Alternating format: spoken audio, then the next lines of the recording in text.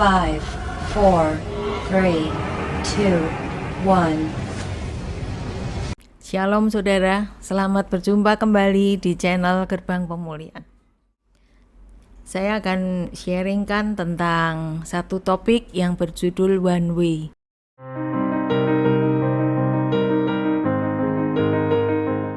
Satu jalan. Kita akan coba simak pelan-pelan, kita pelajari apa yang dimaksud dengan hanya satu jalan. Hari-hari ini masih tetap kondisi di sekitar kita, pembahasannya adalah corona. Dan menurut informasi sudah diketemukan obatnya yang baru diteliti di Cina dan Amerika. Nah saudara, di balik corona, di balik semua yang terjadi, beberapa waktu yang lalu saya sudah sampaikan sharing tentang pembukaan meterai. Menurut keyakinan kita sebagai orang Kristen, bahwa kita sudah masuk ke pembukaan meterai yang keempat. Meterai itu ada 7 saudara, dan berarti masih ada 3 meterai lagi yang akan dibuka. Setelah meterai, ada lagi meterai yang ke-7 berisi 7 sangkakala. Masih ada lagi bencana-bencana, masih ada lagi kejadian-kejadian yang menakutkan di depan sana. Kita semua tidak pernah tahu itu kapan akan terjadi. Hanya Tuhan yang tahu. Hanya Bapa yang tahu. Anak pun tidak tahu, semua diatur oleh Bapa. Terlebih kita. Tetapi yang hari-hari ini terjadi, apa sih bagian kita? Sebagai orang Kristen, saya bersyukur kalau mungkin di antara pendengar ada orang yang berlatar belakang non-Kristen. Saya persilahkan juga untuk mencoba menyimak apa yang bisa kami tangkap dengan kondisi yang seperti ini. Hari-hari ini kita mendapati banyak orang tiba-tiba meninggal. Yang terakhir adalah artis penyanyi Glenn Fredly yang meninggal dunia. Diberitakan bahwa dia memang sudah sakit, tetapi betapa banyaknya orang yang tiba-tiba meninggal. Nah, saudara, sebenarnya meninggal di masa-masa seperti sekarang ini, Alkitab kita katakan berbahagia kalau orang itu meninggal mati di dalam Tuhan. Nah, bagaimana dengan orang-orang yang belum mengenal Tuhan? Apakah mereka juga berbahagia? Apakah mereka juga bisa yakin bahwa mereka itu selamat masuk surga seperti keyakinan-keyakinan yang mereka ikuti? Atau bagaimana? Nah, kita akan coba sedikit melihat kebenaran ini ya. Saya akan bagikan ayatnya di Wahyu 14 dulu, bahwa hari-hari ini tugas kita sebagai orang-orang Kristen atau anak-anak Tuhan adalah memberitakan firman. Karena itu pun sudah tertulis saudara di Wahyu 14. Kita mulai dari ayat 6, 7 dan nanti lompat ke ayat 13. Ayatnya yang ke-6 dan ke-7 saya akan bacakan. Judulnya adalah pemberitahuan tentang penghakiman. Bahwa masa-masa ini umat manusia sedang dipersiapkan untuk menghadapi satu masa penghakiman. Keadaan-keadaan dunia, malapetaka, bencana dan lain sebagainya itu hanya kondisi yang memang harus terjadi menjelang masa penghakiman. Ada peringatan demi peringatan supaya orang itu bertobat, supaya orang itu memperhatikan tingkah langkahnya. Saya tidak membatasi bahwa itu harus orang yang bukan Kristen menjadi Kristen. Salah saudara. Sesuai keyakinan mereka masing-masing. Kalau yang Muslim ya rajinlah sholat. Kalau yang Buddha coba lebih tekun lagi ke pengajaran yang Anda anut. Atau keyakinan apapun itu. Lebih mendekatkan diri kepada Tuhan. Dan nanti kita akan lihat kenapa one way. ya. Tetapi ini waktu untuk kita tuh bebenah diri, saudara. Nah, saya bacakan Wahyu 14 ayatnya yang ke-6. Dan aku melihat seorang malaikat lain terbang di tengah-tengah langit, dan padanya ada Injil yang kekal untuk diberitakannya kepada mereka yang diam di atas bumi, dan kepada semua bangsa dan suku dan bahasa dan kaum. Dan ia berseru dengan suara nyaring, takutlah akan Allah dan muliakanlah Dia, karena telah tiba saat penghakimannya, dan sembahlah Dia yang telah menjadikan langit dan bumi dan laut dan semua mata air. Kita lompat ke ayat 13. Dan aku mendengar suara dari surga berkata, tuliskan, berbahagialah orang-orang mati yang mati dalam Tuhan sejak sekarang ini. Sungguh, kata Roh, supaya mereka boleh beristirahat dari jerih lelah mereka, karena segala perbuatan mereka menyertai mereka. Nah, jadi yang pertama adalah kalau kita berkata bahwa kita ini orang Kristen, inilah waktu-waktu di mana Injil itu diberitakan. Malaikat menolong kita. Malaikat menolong kita untuk Injil ini diberitakan. Supaya apa? Sebanyak-banyaknya orang itu bisa menikmati keselamatan. Ya, Injil yang kekal harus diberitakan kepada mereka yang diam di atas bumi. Kepada siapa? Semua bangsa, suku, bahasa, dan kaum. Nah, terus yang berikutnya, berbahagialah orang yang mati dalam Tuhan sejak sekarang ini. Jadi orang yang mati dalam Tuhan sejak sekarang ini dikatakan berbahagia. Sungguh, kata Roh, supaya mereka boleh beristirahat dari jerih lelah mereka.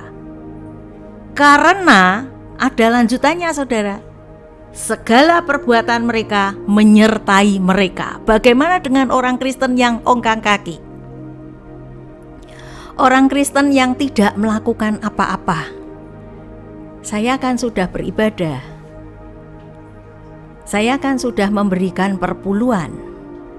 Saya kan sudah berdoa. Doa yang bagaimana? Perbuatan yang menyertai orang yang mati dalam Tuhan, itu perbuatan yang mana, saudara? Ya, ini kita bisa kupas lagi. Karena tidak semua orang mati di dalam Tuhan mempunyai perbuatan yang bisa menyertai mereka. Ya, itu pertanyaan kita lagi. Saya hanya membagikan ayat ini karena fokus saya bukan ini. Tetapi saya berharap saudara dan saya coba merenung. Seandainya saya nih mati sekarang, kita tidak pernah tahu, saudara. Tiba-tiba saya selesai berbicara, saya mati, bisa. Nah, apakah ada ya perbuatan saya yang menyertai saya ketika saya mati? Apa ya yang sudah saya lakukan yang sesuai dengan kehendak Bapa yang di surga? Itu harus jadi perenungan kita, saudara dan saya. Ya. Nah, kita akan lanjut. Itu hanya sebagian perenungan aja, saudara. Ya.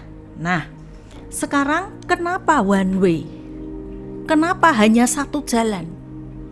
Kita akan lihat di Wahyu 20 11 sampai 15. Wahyu 20 ayatnya yang ke-11 sampai 15. Judulnya adalah hukuman yang terakhir. Lalu aku melihat suatu tahta putih yang besar dan Dia yang duduk di atasnya. Dari hadapannya lenyaplah bumi dan langit dan tidak ditemukan lagi tempatnya. Dan aku melihat orang-orang mati, besar dan kecil, berdiri di depan tahta itu.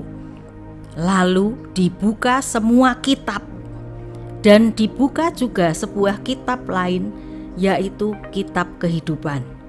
Dan orang-orang mati dihakimi menurut perbuatan mereka berdasarkan apa yang ada tertulis di dalam kitab-kitab itu. Maka laut menyerahkan orang-orang mati yang ada di dalamnya, dan maut dan kerajaan maut menyerahkan orang-orang mati yang ada di dalamnya, dan mereka dihakimi masing-masing menurut perbuatannya. Lalu maut dan kerajaan maut itu dilemparkanlah ke dalam lautan api. Itulah kematian yang kedua, lautan api. Dan setiap orang yang tidak ditemukan namanya tertulis dalam kitab kehidupan itu, ia dilemparkan ke dalam lautan api itu. Nah, hanya ada satu jalan, saudara, supaya kita selamat, yaitu nama kita tertulis di kitab kehidupan. Entah saudara mati di dalam Tuhan atau tidak, apakah saudara sudah yakin bahwa nama saudara dan saya itu tertulis? Karena ada nama-nama yang dihapus, saudara. Nanti saya akan tunjukkan ayatnya. Ada nama-nama yang sebenarnya sudah tertulis di situ, tetapi dihapus. Kenapa dihapus? Ada hal-hal yang tidak benar. Orang benar ketika dia melakukan kesalahan, dia melakukan kejahatan dan dia mati saat itu, dia akan mati di dalam maut. Dia tidak bisa ditulis di dalam kitab kehidupan, dihapus, saudara. Tetapi orang yang jahat ketika dia bertobat, dia melakukan yang baik dengan rajin, dengan tekun, dan dia mati, namanya ditulis di kitab kehidupan. Dulu dia tidak tertulis, tetapi ketika dia bertobat dan dia melakukan perbuatan-perbuatan sesuai dengan kehendak Bapa di surga, namanya langsung ditulis, saudara. Nah, lalu siapa yang mengubah-ubah kitab kehidupan? Kitab kehidupan itu kitabnya siapa? Ya, saudara. Jadi di sini dikatakan bahwa ketika orang mati, ini di penghakiman terakhir nanti, saudara. Hukuman yang terakhir ketika semua bencana bumi itu sudah selesai semua, bumi sudah hancur, masuk ke masa hukuman yang terakhir. Ini penentuan yang terakhir, saudara. Nah, orang-orang mati dibangkitkan. Lalu dibuka semua kitab. Ini yang akan saya fokus untuk sampaikan kepada saudara.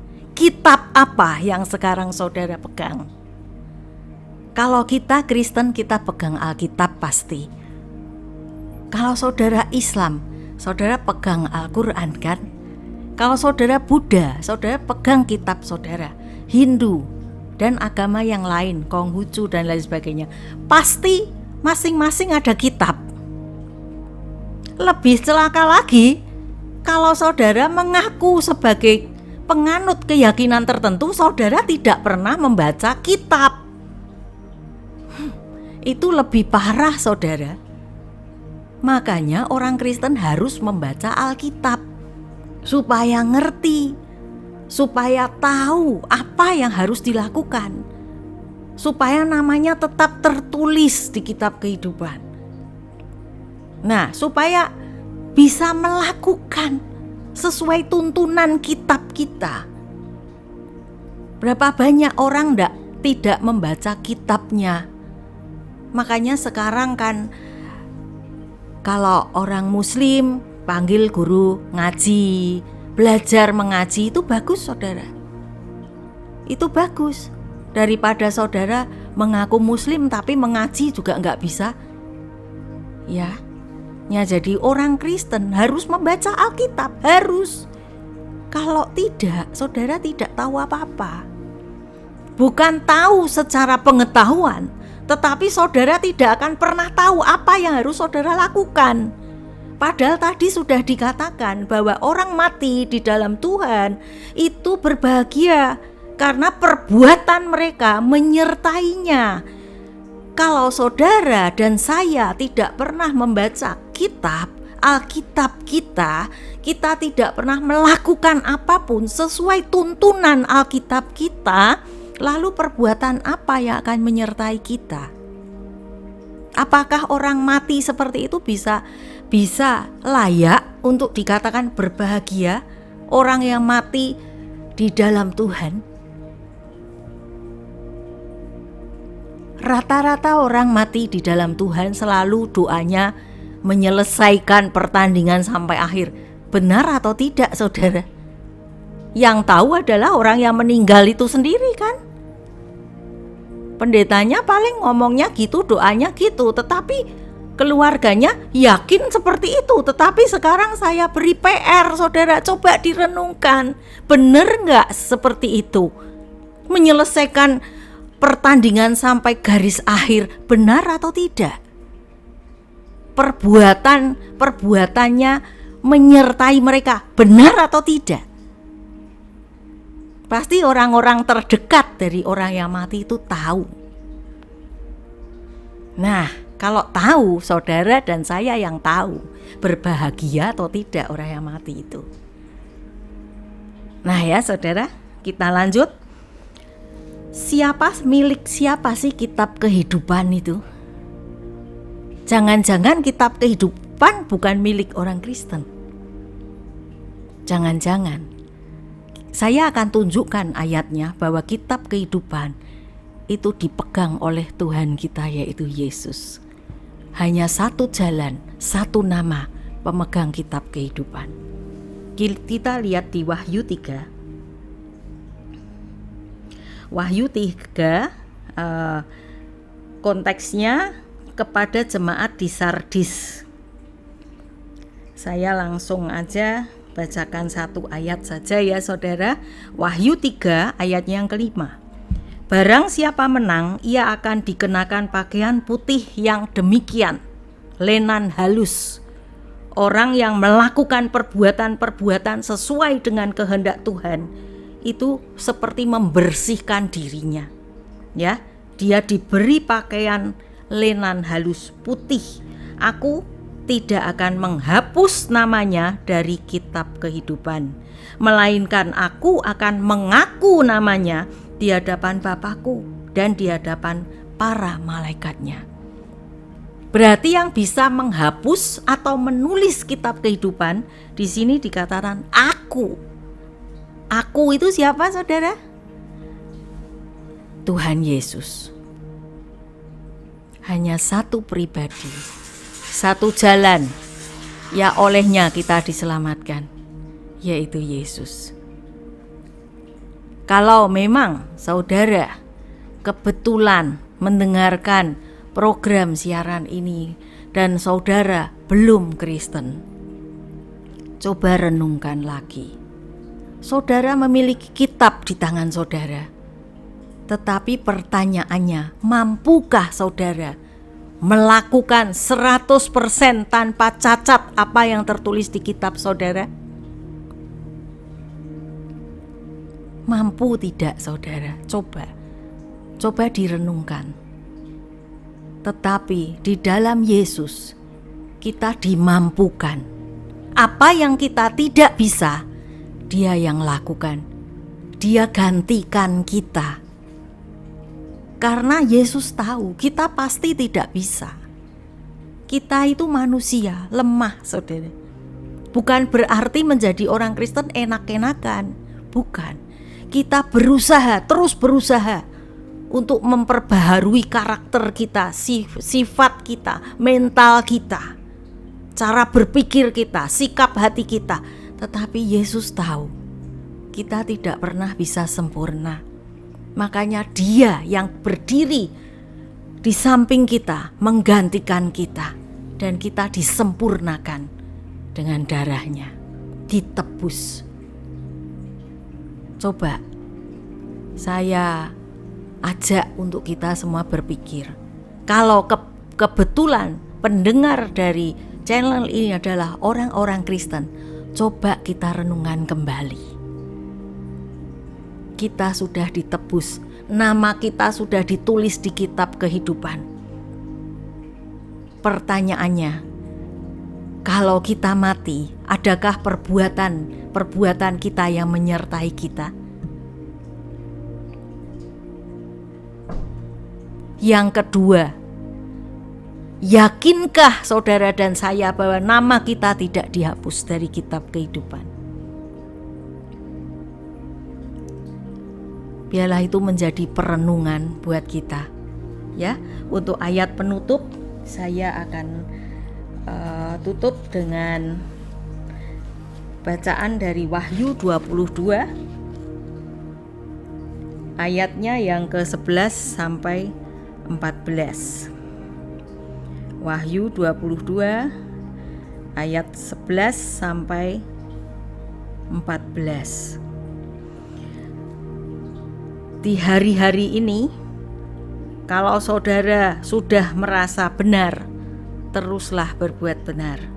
Ya, barang siapa yang berbuat jahat, biarlah ia terus berbuat jahat. Barang siapa yang cemar, biarlah ia terus cemar.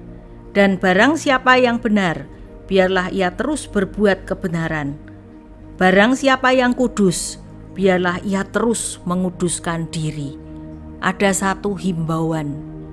Saya berharap kita semua tidak berbuat jahat, karena akan ada waktunya bahwa orang sudah tidak bisa berhenti lagi untuk melakukan kebiasaannya, gaya hidupnya.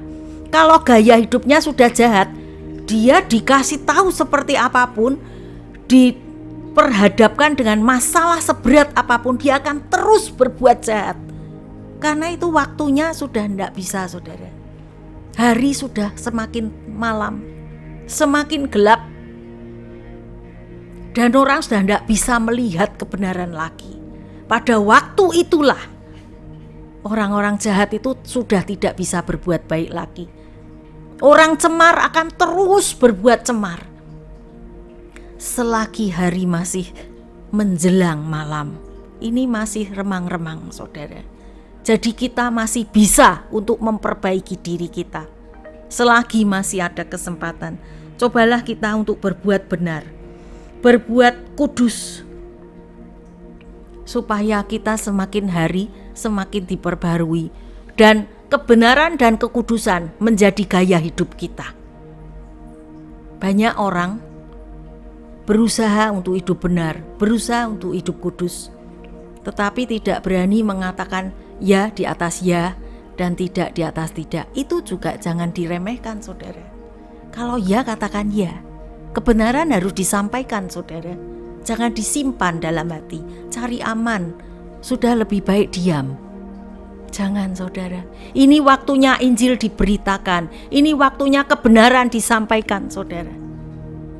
Enak atau tidak enak, saudara ditentang atau tidak, saudara harus tetap berdiri di atas kebenaran.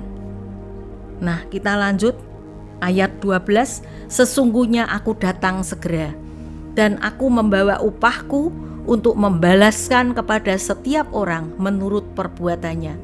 Aku adalah Alfa dan Omega, yang pertama dan yang terkemudian, yang awal dan yang akhir.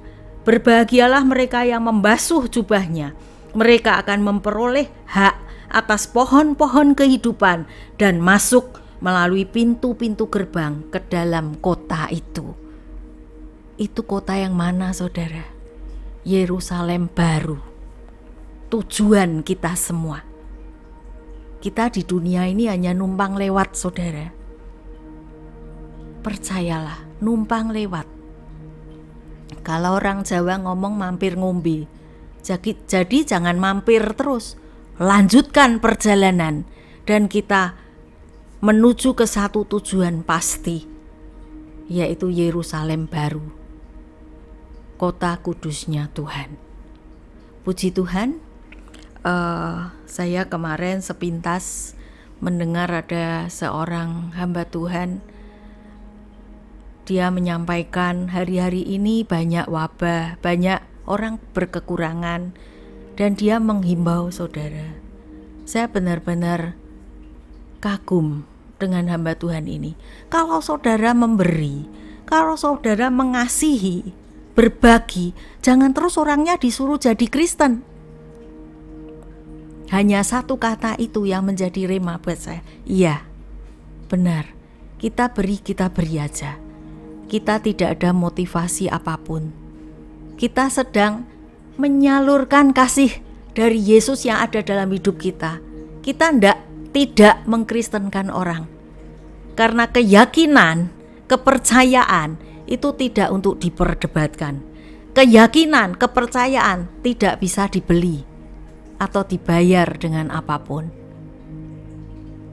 Keyakinan atau kepercayaan agama pasti kita ikuti dengan hati yang terdalam. Dari hati yang terdalam harus keluar satu keyakinan. Jadi tidak bisa orang disuap lalu disuruh jadi Kristen.